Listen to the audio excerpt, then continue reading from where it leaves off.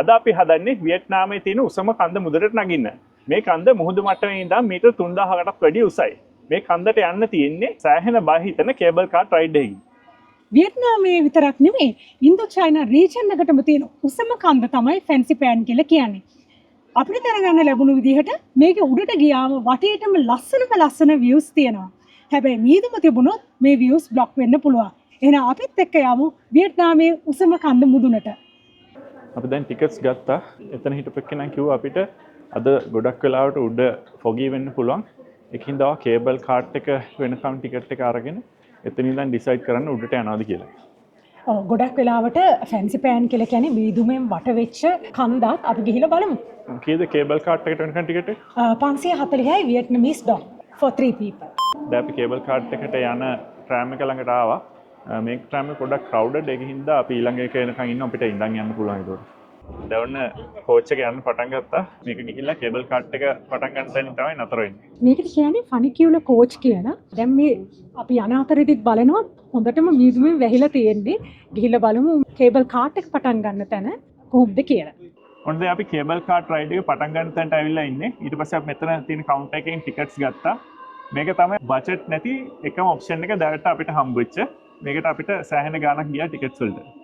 එක්කෙනෙක්ට අපි ගෙව්වා Vietnamese dong 800,000. අපි තුන් දෙනාටම අපිට 2.4 million Vietnamese dong ගියා.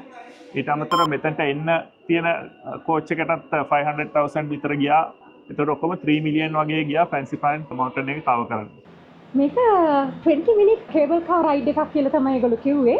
පැද්දෙනවා කියලාත් කිව්වා. ටිකක් බය හිතෙනවා කියලාත් කිව්වා. සෑහෙන බය හිතෙනවා කියලා කිව්වා. බලමු අපි ඇත්තද කියන්නේ.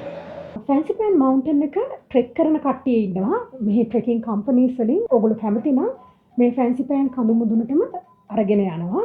හැබැයි දවසකටත් වඩා වැඩි යනවා කියලා තමයි කියන්නේ. පළපුරුදු ගයිඩ් කෙනෙක් නැතුව ට්‍රෙක් එක කරන්න එපා කියලා තමයි කියන්නේ. දැන් මේක නම් හොඳටම පැද්දෙනවා. බයත් හිතෙනවා දැන් නම් සෑහෙන. මේකේ තියෙනවට ඕන වමනේ බෑග් දැන් පැද්දිලා වමනේ යනවොත් එහෙම වට ඕන එකක් ගන්න පුළුවන්. දැන් මේ වෙලාවේ වටේ view එක ඔක්කොම වැහිලා තියෙන්නේ මීදුමෙන්. කේබල් කාට් එක ටිකක් හෙමින් යන්නේ. බය හිතෙන දෙයක් පේන්නවත් නැහැ හේතුව තමයි මේක වැහිලා තියෙන නිසා මීදුමෙන්. මේක දැන් පේනවා. දැන් පේනවද? දැන් පේනවා. රයිස් ටෙරසස් ටික පේනවා රජස්. වට වෙනවද? මෙහි ගොඩක් වී වගා කරනවා. ඒ වගේ කුඹුරු හදලා තියෙන විදිහ දැන් ඔයගලන්ට පේනවා ඇති. හරි ලස්සනට හදලා තියෙනවා. උඩට අපි මෙතනින් බහින්න තියෙන්නේ. අහලා බලමු අපි කන්ද වටේ ගිහිල්ලා. ෆැන්සි පෑන් සමිට් එකට 600 ස්ටෙප්ස් තියෙනවා කියලා තමයි කියන්නේ. කන්ද උඩට ෆාස්ට් ෆුඩ් කීපයක් ගන්න පුළුවන්. අපි සොසේජ් එකකුයි, කෙබාබ් වගේ එකකුයි, ඊට පස්සේ පොප්කෝර්න් වගේ එකකුයි ගත්තා. අපිට සමිට් එකට යන ගමන් කන්න. මෙතන හොට් පොට් රෙස්ටොරන්ට් එකකුත් තියෙනවා රජු. දැන් අපි ෆැන්සි පෑන් සමිට් එකට යන පඩිපෙළේ යට තමයි ඉන්නේ. මෙතන ඉඳලා පඩි 600ක් විතර යන්න තියෙනවා උඩට සමිට් එකට රීච් වෙන්න. අපි දැන් ෆැන්සි පෑන් සමිට් එකට යන අතරේ අපි දකින්න හම්බ වුණා වටේට තියෙන එක එක වියට්නමීස් ආකිටෙක්චර් එක පිළිබිඹු කරන ඒවා මං හිතන්නේ නිකන් විහාර වගේ. හරිම ලස්සනයි. ඒවා ගෝල්ඩ් කලර් වලින් හොඳට ලස්සනට අලංකාර කරලා තිබුණා. හරිම ඉන්ට්‍රිකට්. ඒ කියන්නේ හරිම සියුම් විදිහට තමයි කැටයම් වුණත් කරලා තියෙන්නේ. හරිම ලස්සනයි. ඒක කියන්න තේරෙන්නේ හරි ලස්සනයි. ඒක ඇතුලේ ගොඩක් බුද්ධ ප්‍රතිමාත් තියලා තිබ්බ අපි දැක්කා. දැන් සමිට් එකට යන අන්තිම කෑල්ලේදී ඔයාලට ඕනනම් පුළුවන් මෙතන තියෙනවා නිකන් කාට් එකක් වගේ එකක් මෙතන උඩට ගියාම මෙතනින් යහම වම් පැත්තට ඒකේ නැගලා ඔයාලට කෙලින්ම යන්න පුළුවන් උඩට. එහෙම නැත්නම් දකුණු පැත්තේ තියෙනවා ස්ටේර්ස්. ඒකෙන් යන්නත් පුළුවන්. ඉතින් ෆිට්නස් තියෙනවා නම් මේ පැත්තෙන් යන්න පුළුවන්. නැත්නම් කාට් එකට පොලිමක් තියෙනවා. පොඩ්ඩක් වෙලා ඉඳලා ඒක යන්න පුළුවන්. ෆැන්සි පෑන් සමිට් එකට යන අතරේ ඔයාලට තියෙනවා මැද හරිය යනකොට මේ වගේ ලොකු බුද්ධ ස්ටැචු එකක්. ඒකත් බලාගෙන යන්න යනකොට. මේකේ පල්ලෙහා ඉඳන් තව කෝච් එකක් වගේ එකක් තියෙන උඩට යන්න. ඒකේ ගියොත් එහෙම ඔයාලට මේක බලන්න හම්බෙන්නේ නැහැ යන ගමන්. කෙලින්ම සමිට් එකට යන්නේ ඒක. පල්ලෙහාට එන ගමන් තමයි එතකොට බලන්න හම්බෙන්නේ ඔයාලට ඒක. ඒකට වෙනම ටිකට්ස් පර්චේස් කරන්න ඕනේ කියලා කිව්වා. අපි ඒක දැනගෙන හිටියේ නැහැ. අනිවාර්යයෙන්ම ඕගොල්ලන්ට නගින්න අමාරු නම් මේ පඩි හරිම ස්ටීප්. ඒ නිසා නගින්න අමාරු නම් ඒ ටිකට් එකත් පර්චේස් කරන්න. අපි දැන් ෆැන්සි පෑන් සමිට් එකට තව පඩි ටිකක් නැගලා උඩට ආවා. දැන් මේ හරියේ තියෙනවා පිළිම සහ විහාර ගෙවල් වගේ දේවල් ඉදි කරලා මේ හරිය හුඟක්ම සීතලයි. අනික එක වාතය හරි තුනී. ඒ නිසා ටිකක් අර හුස්ම ගන්න අමාරු ගතියක් තියෙනවා. ඔයගලන්ට මොන හරි මෙඩිකල් සපෝට් ඕන නම් මෙතන කට්ටිය ඉන්නවා ඒවට සපෝට් කරන්නත්. මීට 3000 කුඩින් තියෙන හින්දා හුස්ම ගන්න ටිකක් අමාරුයි. අපිට නම් නැගන්න පුළුවන් වුණා මේ වෙනකන්. අපි මේ ටිකත් බලලා තව යනවා දිගටම උඩට. Cheese stiff. කන්ද මුද්දනට ලඟ වෙනකොට මේ වගේ පොඩි කඩ තියෙනවා. ඒකේ ඒවට පොඩි පොඩි කැම ಜಾති ගන්න පුළුවන්. මේ චීස් ස්ටික් පහ වියට්නාමීස් ඩොන් 70000ක්. මම හිතන්නේ කන්ද මුදුනට යන ගාණක් වැඩි වෙනවා. අපි දැන් මේ ඉන්නේ ෆැන්සි පෑන් සමිට් එකේ. මුළු සමිට් එකම ඝන මීදුමකින් වැහිලා තියෙන්නේ. හරිම සීතලයි, තද හුළඟකුත් තියෙනවා. ඔව් අර කලින් කිව්වා වගේ අද view එක බ්ලොක් කරලා තියෙන්නේ මීදුම හින්දා.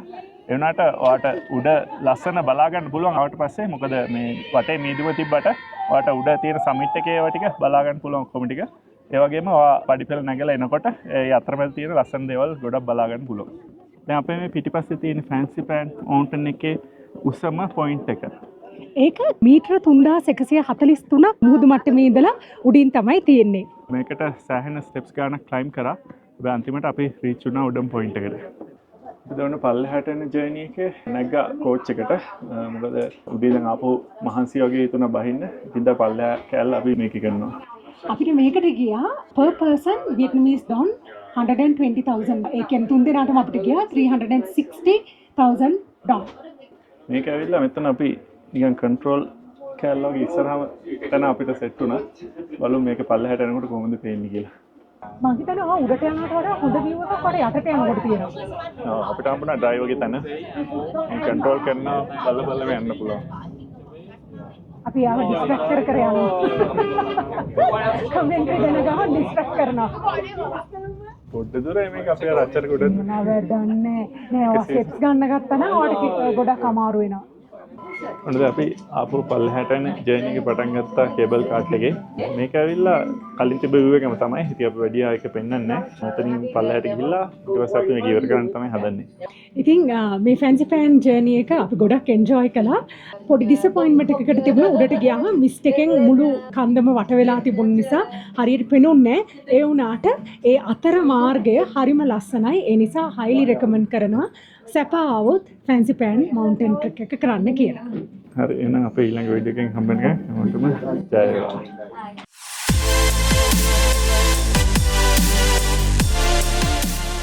දැන් අපි ආපහු පල්ලෙහාට යන කේබල් කාට් එකට ගියා. ඊට පස්සේ මේ හරිද පොඩි දෙයක් ඇති ඉජි ගන්න.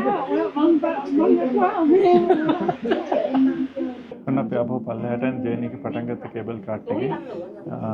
මේක පටන් ගන්න කියලා ඇවිල්ලා හැමතිස්සෙම රෝලර් කෝස්ටර් එකක වගේ යන්න තියෙන පල්ලෙහාට.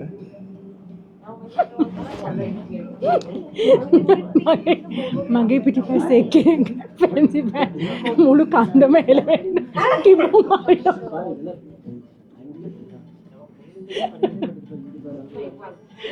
භූමිකම්පක් කියලා නායම මේකද.